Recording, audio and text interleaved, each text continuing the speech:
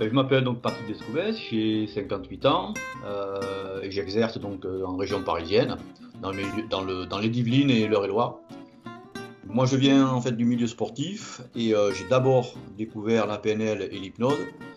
Je me suis lancé alors à ce moment-là comme auto-entrepreneur en tant que coach et hypnothérapeute et ensuite j'ai senti simplement que très vite il me manquait quelque chose justement.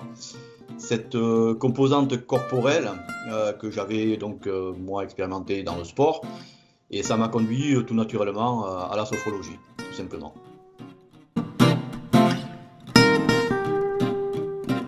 Alors, quand j'ai eu envie effectivement de me former à la sophrologie, donc j'ai regardé un petit peu les écoles qu'il y avait, je me suis renseigné, j'ai assisté donc à une après-midi découverte donc à l'école française supérieure de sophrologie. C'était donc en 2019, début 2019. Et puis en fait, après cette découverte, je me suis inscrit, je me suis formé parce que simplement ça répondait, en tout cas cette école répondait à certains critères que moi je m'étais fixé, comme entre autres la souplesse des formules de formation, et puis le sérieux aussi affiché du contenu pédagogique. Donc voilà, donc c'est vrai que pendant en plus la formation, j'ai pu vérifier entre guillemets le sérieux de l'enseignement avec l'apport de plusieurs intervenants et chacun avec ses spécificités et son expérience. La formation, elle m'a permis de compléter donc mon offre, c'est-à-dire d'avoir une autre corde à mon arc, complémentaire avec ce que je faisais déjà.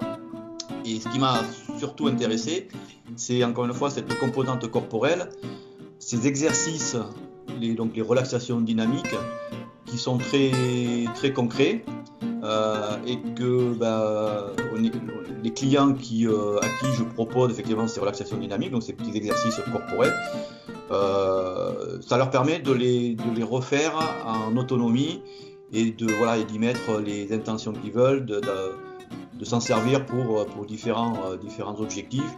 Et ça, c'est intéressant parce que autant les enfants, les ados ou les adultes peuvent s'en servir et y trouver une efficacité, car c'est ce qui m'a aussi intéressé évidemment.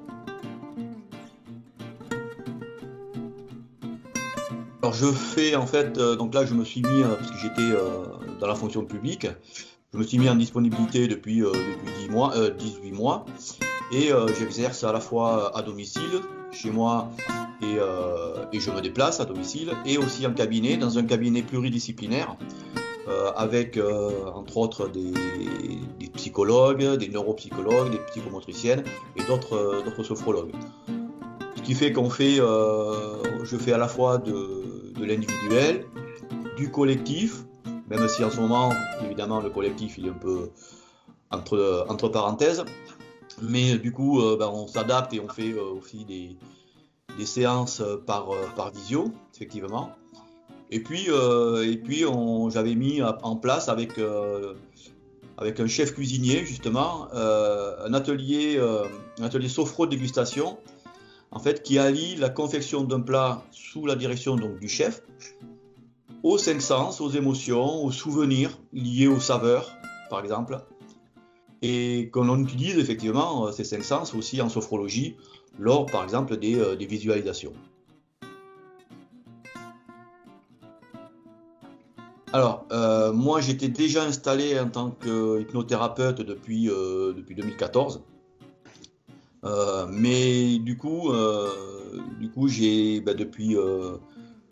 depuis que j'ai effectivement réussi le diplôme, en tout cas la certification de sophrologue, j'ai fait des démarches aussi pour changer l'appellation et maintenant je suis officiellement, on va dire, au regard de la loi ou de l'État, sophrologue effectivement certifié donc au RNCP. Ce qui fait que là, j'ai continué à exercer mon activité, mais en mettant en avant cette activité de sophrologue.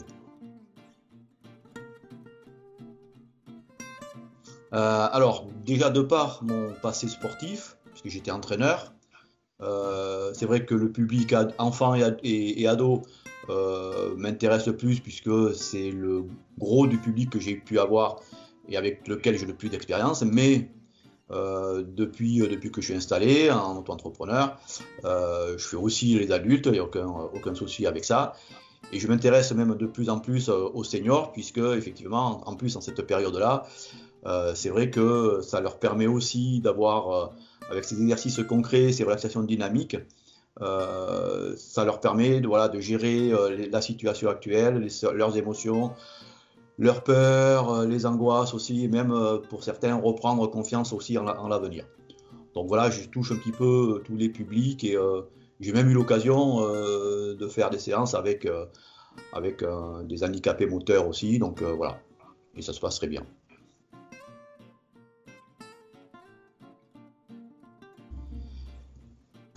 C'est le fait de pouvoir donner aux personnes des exercices concrets à refaire en autonomie.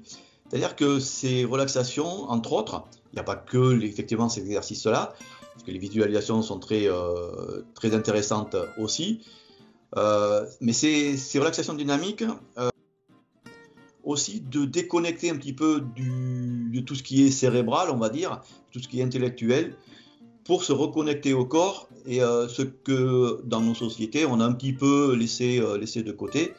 Et cette façon de se reconnecter à soi en passant par le corps ou en repassant par le corps apporte beaucoup de bienfaits, même si pour certains ça peut les surprendre.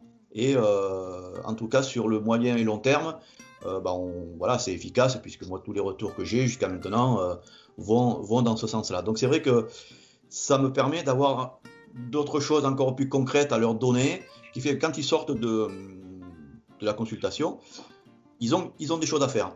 Voilà, tout simplement. C'est vrai que c'est sûr que c'est un peu comme l'hypnose ou la PNL. La sophrologie, je l'ai aussi expérimenté sur moi-même, sur mes proches. Et c'est vrai que je m'en sers régulièrement, que ce soit moi aussi pour gérer mes émotions, me ressourcer, visualiser positivement l'avenir, parce qu'on en a besoin et tout. Donc c'est vrai que voilà, c'est une thérapie, une technique qui, moi aussi, d'un point de vue personnel, m'apporte tout simplement, parce que ce soit les relaxations dynamiques ou les visualisations, donc les sophronisations, je les expérimente entre guillemets sur moi-même et je les utilise régulièrement. Voilà. Donc c'est vrai que ça m'a apporté beaucoup aussi, avec déjà tout ce que j'avais, mais voilà, ça complète un petit peu tout ce que j'ai à ma disposition.